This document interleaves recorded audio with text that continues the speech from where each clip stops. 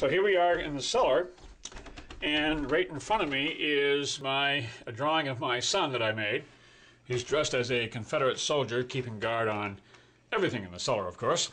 And right next to him is a copy of the Declaration of Independence. Now, I've been told that this is worth about $6 million, and but I must admit, I can't get any buyers for it, so I guess it's going to stay right where it is.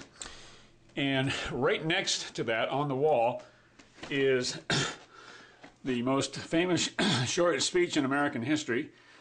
And the reason why I put it up there is because my two sons were getting lousy history lessons or no history lessons while they were in grade school. So I thought I'd get in their face and put this up because well, let me tell you what went into this.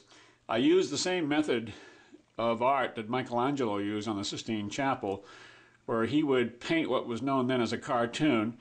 In other words, a rough draft of what he wanted to paint, and then he would have his assistants poke holes in the paper around those areas where he had made some brush strokes, and then they would put the paper on the ceiling, and then with carbon powder would pound the holes with powder, and then leave an outline as to what Michelangelo, where he should put his paint. In other words, it was like painting by the numbers.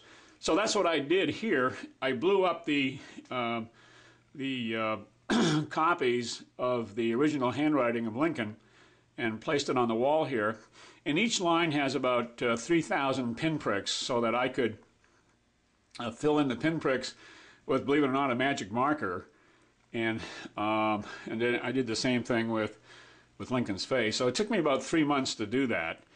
And after that, I decided, well, I'm going to make a Gettysburg theme of the cellar, and so I did this.